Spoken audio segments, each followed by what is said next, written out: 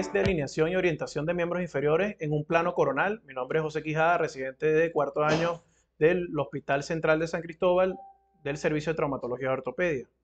Antes de hablar sobre este tema y entrar en más detalles, debemos tener en cuenta quién es, perdón, el doctor Paley. Paley es un médico canadiense, el cual es reconocido a nivel mundial en el área de la traumatología debido a que ha hecho énfasis a clasificaciones en lesiones patológicas del tejido óseo y a su vez también ha estudiado las deformidades angulares de los miembros inferiores y cómo podemos solventar o el tratamiento de ellas mismas.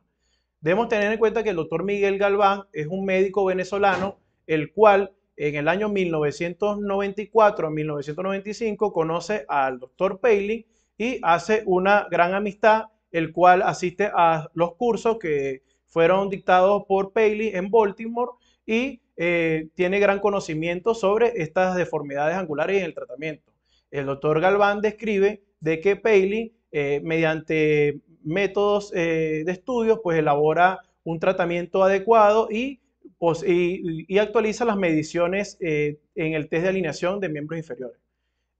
Bueno, es muy importante, antes de mencionar cómo es el tratamiento y cómo se corrigen estas deformidades angulares, el libro más famoso de Paley, de Principios de la Deformidad y Corrección, el cual se describe que en la portada es una tibia, una consolidación viciosa, el cual tiene una gran curiosidad mediante los espectadores porque justamente donde está la deformidad, la consolidación viciosa, no es donde se encuentra el cora, que más adelante lo voy a mencionar y describir qué es el cora. Entonces, bueno, justamente está por debajo del cora donde se tiene que prácticamente realizar el tratamiento de esta deformidad angular y eso es lo que crea gran curiosidad, que no es un libro peculiar en estas deformidades. Esta es la gráfica que fue empleada en los años 90, el cual describe cuáles son los ejes, tanto anatómicos, mecánicos, las líneas de orientación articular y cómo se encuentran orientados estas estructuras anatómicas, tanto articulares como la anatomía de los huesos largos, cómo se dirigen en un plano paralelo. Posteriormente a estas mediciones podemos tener en cuenta qué es el MAC, es el Mechanical Axial Deviation o desviación del eje mecánico. Es una línea que se pasa justamente del centro de la cabeza femoral hasta el centro del plafón tibial y que desde el centro de la superficie de la tibia proximal hasta esta línea es una distancia que se mide en milímetros y lo normal en el estudio que describió el doctor Paley es de 3 a 17 milímetros con una media de 10 milímetros. ¿Qué pasa? Este estudio fue empleado en los años 90. Posteriormente, al salir la publicación de este estudio, el doctor Galván hizo énfasis en cómo podía ser las mediciones de los test de alineación en la población venezolana.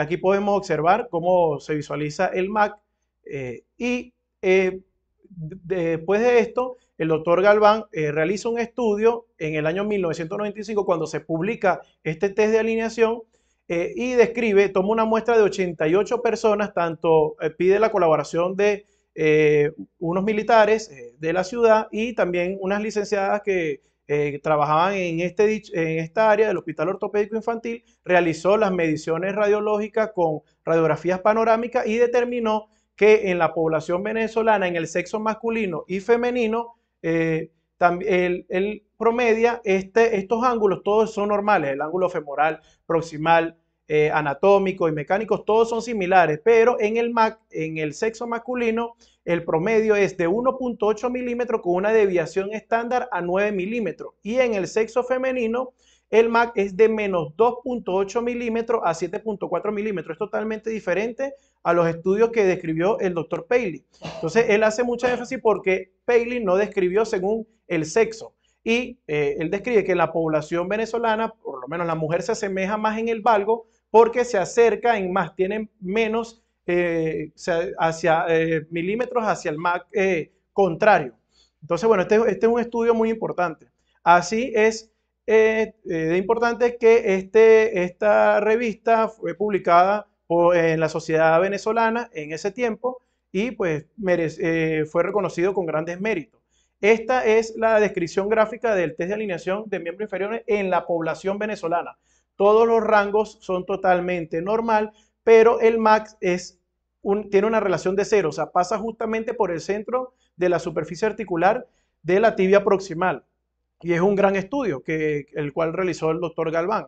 ¿Qué más también describe él? Que bueno, es muy importante estas mediciones, ya que los animales, pues en este caso vertebrados, tienen un cuello peculiar, el cual es un cuello muy corto y menos ancho a comparación con el del, el del ser humano. Entonces, bueno, hay muchas descripciones y revisiones bibliográficas de cómo es el test de alineación y cómo trabajan biomecánicamente estas estructuras. Continuando con las líneas, aquí podemos observar el eje mecánico. Como ya se describió anteriormente, es una línea que pasa del centro de la cabeza femoral hasta el centro entre los cóndilos y también se encuentra el eje mecánico de la tibia, que es similar, mas no igual al eje anatómico de la tibia. Es una línea medio diaficiaria. Para determinar esta línea, pues se debe tomar el ancho de la diáfisis de la tibia y pasar una línea medio diaficiaria hasta que llega hasta el plafón. Aquí podemos ver también líneas de orientación articular, tanto de la tibia, de los cóndilos y también de la cadera. Aquí podemos observar el eje anatómico que describe la literatura que no hay un sitio específico donde pase esta línea, pero mayormente la describe que pasa a través de la fosita piriforme, justamente céntrica, ella se va ligeramente medializada. Y también aquí podemos observar también el eje anatómico de la tibia, una línea también medio diaficiaria. Aquí podemos visualizar la distancia D. ¿Cuál es la distancia D? La distancia que está entre la medición en el fémur del eje anatómico y el eje mecánico, que se entrecruzan y forman una distancia entre 4 a 16 milímetros. Y las líneas de orientación que determina en los estudios tanto del doctor Galván como del doctor Paley, que estas líneas deben ser paralelas y tangenciales a las superficies articulares. Si hay una alteración de estas líneas, por lo general es de 1.75 grados a 7 grados, hasta 7 grados. Si hay una alteración mayor a 7 grados, puede existir una incongruencia de la articulación o una lesión meniscal o ligamentaria que impida que estas líneas estén totalmente paralelas. Entonces es muy importante determinar esta distancia D. Aquí podemos observar las líneas de orientación tanto en la tibia, tanto en la rodilla y a nivel del plafón tibial.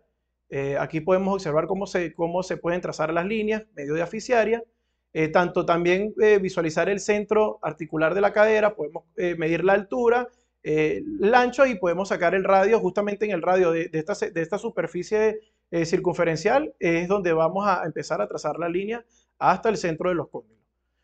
Aquí podemos ver también las líneas de orientación ya mencionadas y explicadas anteriormente. Y bueno, ahora continuamos con los ángulos. ¿Qué ángulos se deben tomar en cuenta? Hay una mnemotecnia que se describe que es 90, 87, 87, 90. Estos son los ángulos aproximados que representa el ángulo femoral proximal lateral mecánico.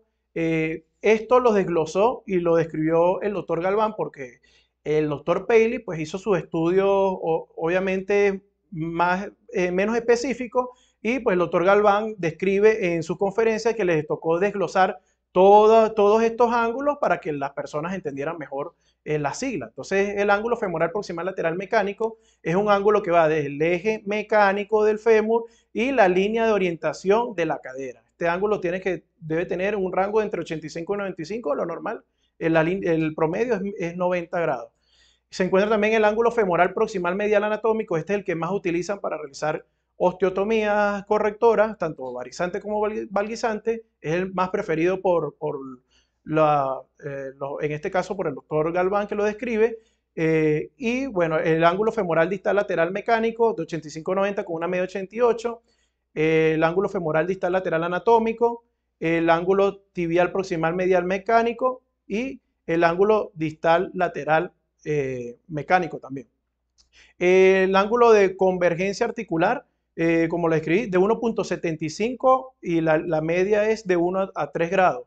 Es el que nos ayuda a determinar si hay una gran congruencia a nivel de la rodilla y si hay una traslación de los ejes. Entonces, ahora, para determinar, al realizar esta medición, este test de alineación, debemos determinar qué es lo normal y qué es lo patológico. O si hay una mala alineación de las extremidades. Entonces, debemos tener en cuenta qué es el cora. El cora es el centro de rotación de la angulación. Para saber cuál es el cora, dónde queda ubicado el cora, esta es una deformidad de una tibia, el cual es un eje que debe ser tridimensional, porque no solamente lo podemos ver en un plano coronal, es un plano coronal y también oblicuo. En este caso, como estamos hablando de un plano coronal, son dos líneas medio diaficiarias que se intersectan y forman un vértice. Entonces, el cora es donde hay esta deformidad angular. Y debemos tener en cuenta que el ACA es donde se va a realizar el tipo de osteotomía para corregir la deformidad angular. Entonces, existen unas reglas importantes para realizar las osteotomías y las correcciones de la deformidad angulares. La primera regla es, si la osteotomía se realiza en el cora, la alineación se consigue corrigiendo la angulación del ángulo alfa, sin traslación. La corrección girará sobre el ACA y las bisagras van en este eje. ¿Por qué determinaron esta regla de la osteotomía? Porque en su tiempo Ilízaro, cuando realizó estas correcciones de deformidades angulares, pues no dio una conclusión específica de cómo iban las bisagras del fijador externo. Entonces, pues muchos traumatólogos o la entidad médica, pues desde que estaban estudiando estas deformidades angulares en ese momento, pues no sabían dónde podían determinar la bisagra, y el doctor Paley hizo énfasis con estas reglas para determinar cuál era el cora, dónde se tenía que realizar el ACA y cómo se tenían que colocar las bisagras del fijador externo para corregir estas deformidades. Bueno, con esta regla 1 aquí podemos observar en esta imagen que esta es la deformidad, aquí se encuentra el cora. El cora puede ser uniapical o multiapical, depende de las deformidades angulares. Si el hueso presenta 4 deformidades angulares, pues multiapical, y tienes que realizar varios cortes para transmitir esas cargas tanto en el eje anatómico como en el eje mecánico. ¿Qué pasa? Mayormente son deformidades uniapicales, y eso es lo que estoy explicando pues en estos estudios. Entonces se realiza una osteotomía y se realiza una osteotomía en apertura. Debemos tener en cuenta que hay ángulos tanto alfa y beta. El ángulo beta es el ángulo más pronunciado, así lo describe la literatura, y el ángulo alfa es el menos pronunciado. Entonces, si se hace una osteotomía en apertura en el cora, se realiza un desplazamiento y pues podemos evidenciar una cuña, que el cual puede ser rellenada con un injerto óseo, no, depende del cirujano, pero no hay una traslación del segmento que estamos desplazando, no se traslada totalmente, a comparación con la regla 2 que describe, si la osteotomía se realiza fuera del cora, la traslación es necesaria para lograr la alineación. El movimiento de corrección debe girar. Entonces, aquí podemos ver en esta imagen que el cora se encuentra donde está la deformidad angular, pero tú puedes hacer la osteotomía tanto distal o proximal lejos del cora y tienes que realizar una traslación porque es una deformidad tridimensional. Realizas la traslación y completamente realineas totalmente el eje mecánico, que es lo que importa en este momento.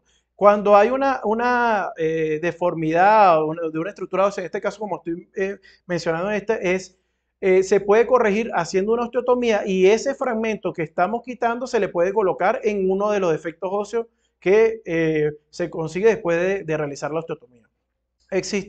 Aquí podemos observar una deformidad angular, imaginemos que en este caso es la tibia, este es el cora, pero aquí estamos realizando el corte no en el cora, estamos aplicando la regla 2 de la osteotomía por debajo del cora, pero estamos trasladando el segmento distal y lo estamos reubicando juntamente con el eje mecánico. Entonces no vamos a tener prácticamente ninguna complicación mecánica, y bueno, las deformidades angulares en este caso se compensa. Si este segmento óseo delimita o incomoda, se puede realizar una extracción, una osteotomía de este segmento y se puede colocar como injerto óseo.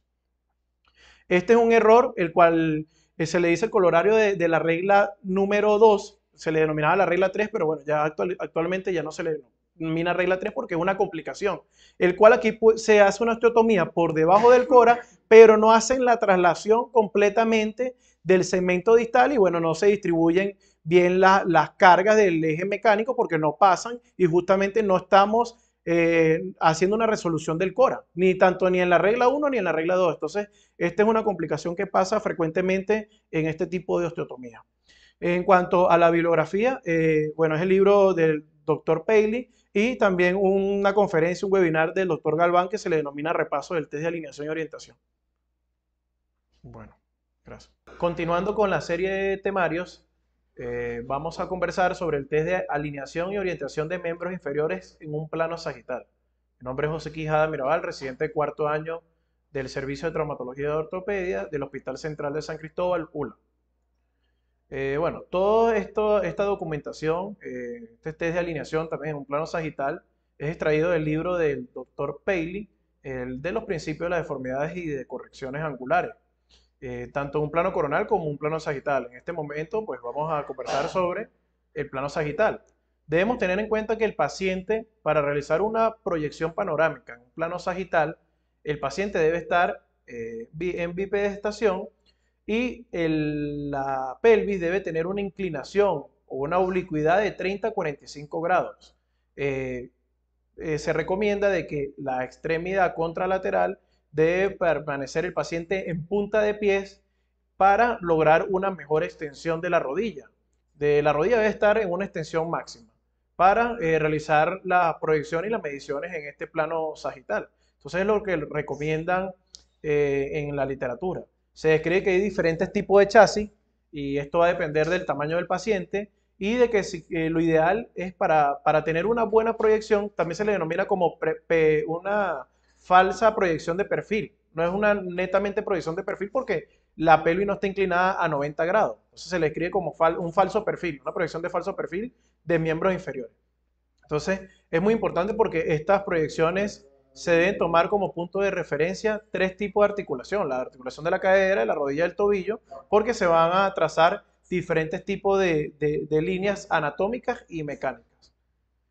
Este es el test de alineación, las mediciones que se deben tomar en cuenta para un plano oblicuo, o se le denomina también plano sagital, donde a diferencia del plano coronal, que ya se mencionó anteriormente, en el plano sagital vamos a tener dos líneas anatómicas que van a pasar por el fémur debido a la curvatura fisiológica del fémur, que presenta un antecurvatum de 5 a 15 grados, depende de la edad del paciente y el metabolismo del mismo.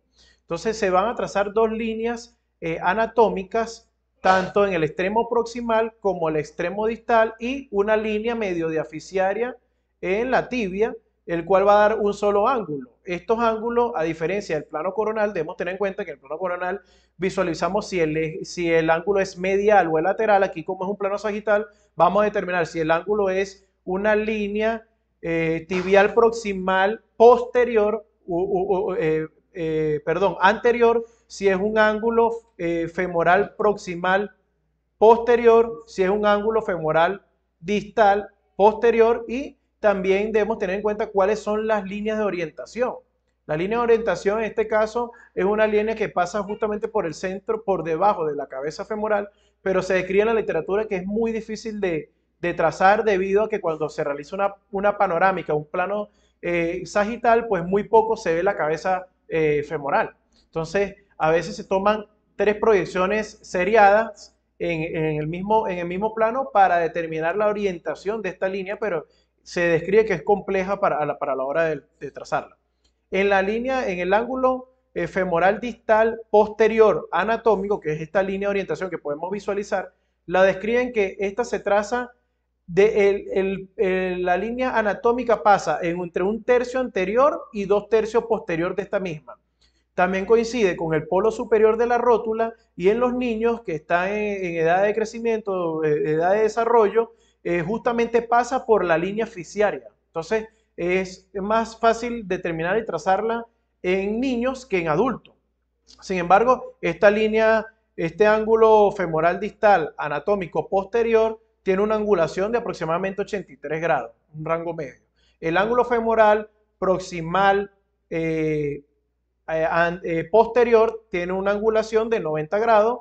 El ángulo tibial anatómico posterior tiene una angulación de 81 grados, y bueno, también se pasa una línea de orientación a nivel del plafón tibial, el cual este ángulo son una línea que se asemeja hacia la diáfisis, se toman dos puntos de referencia medio diaficiario y se pasa una línea céntrica. Y este punto de referencia a nivel de la superficie articular de la tibia proximal no es un tercio, a diferencia del fémur distal, sino que la literatura describe que como un quinto anterior y, de todo la superficie articular. Aquí podemos observar en esta imagen con lo que se está visualizando en la anterior, cómo es el punto de referencia que divide un tercio anterior del fémur distal con dos tercios posterior. Aquí es donde debe pasar justamente el eje anatómico de un plano sagital y la línea de orientación que intersecta justamente donde inician los cóndilos femoral o en los niños el cartílago de crecimiento.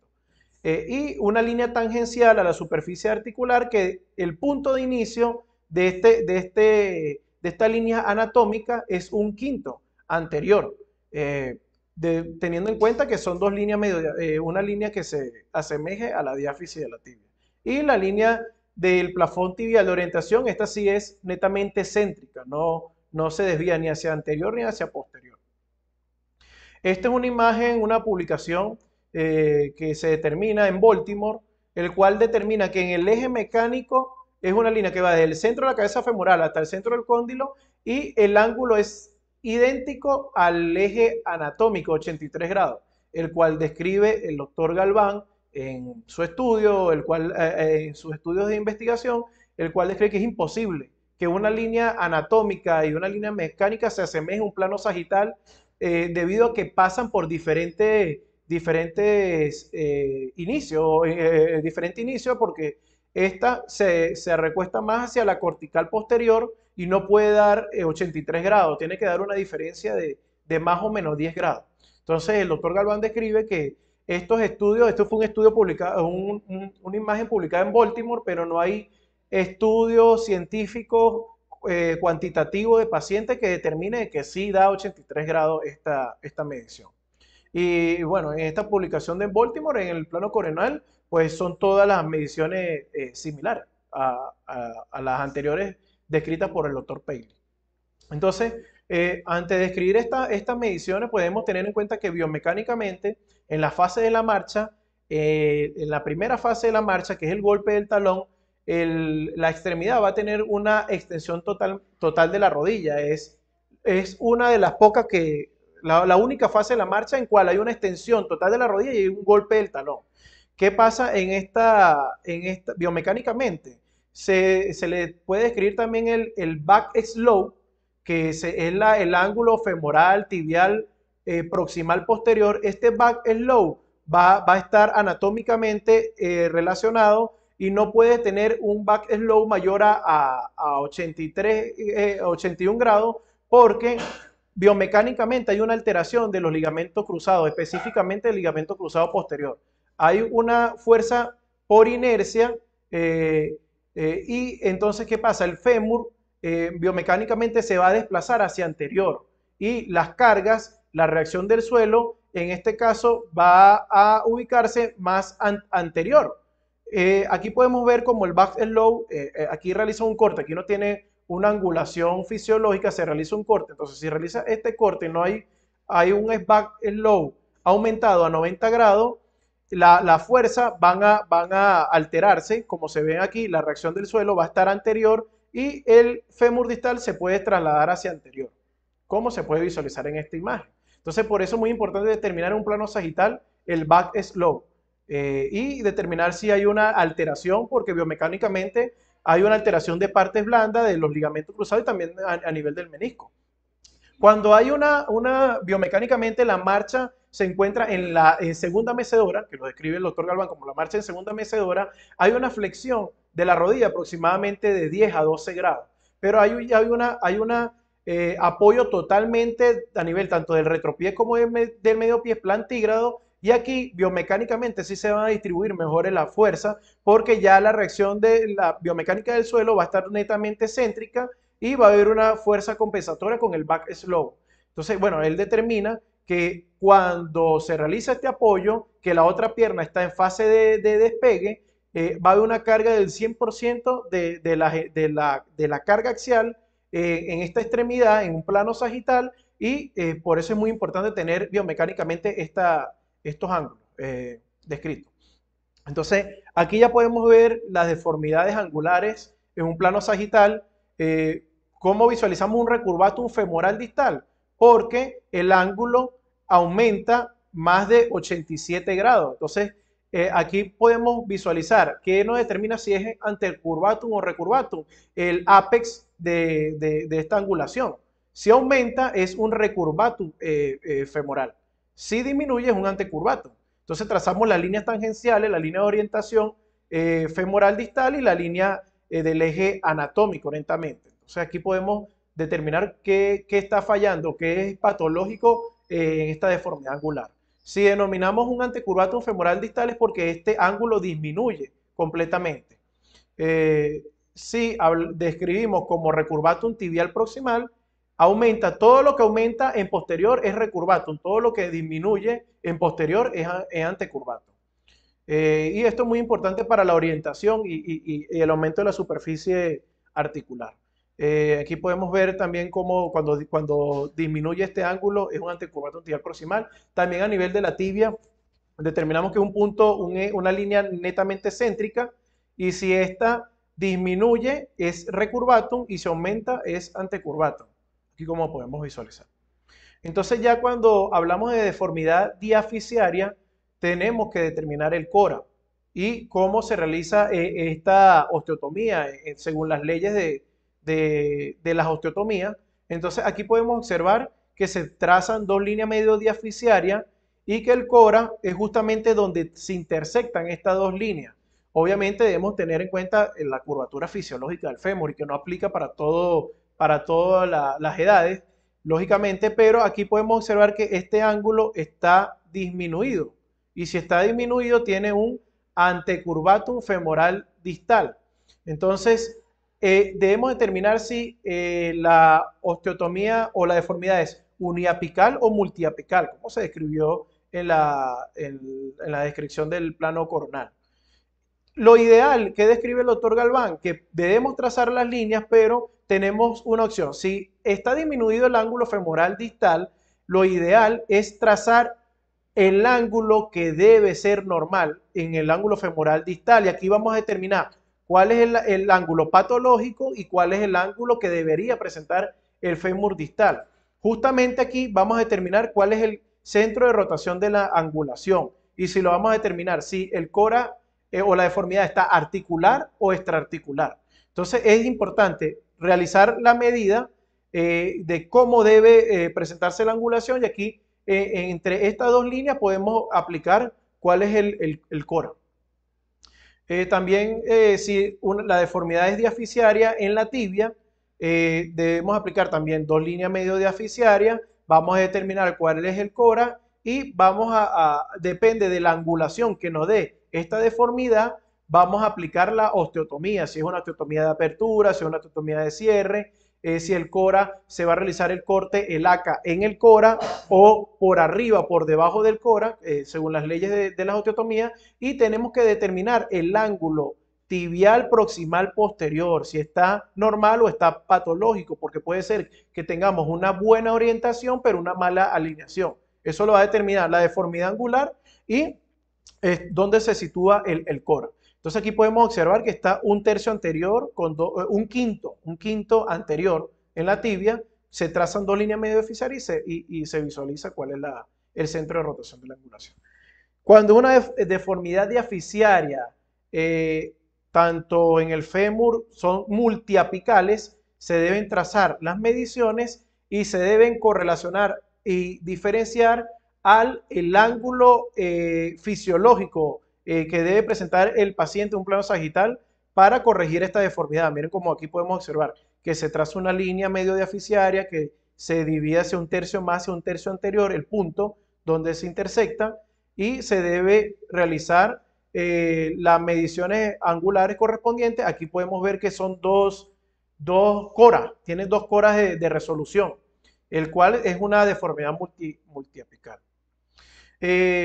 Posteriormente, bueno, este es el resumen bibliográfico del libro de Paley de las deformidades angulares en un plano sagital y el repaso de test de alineación del doctor Galván.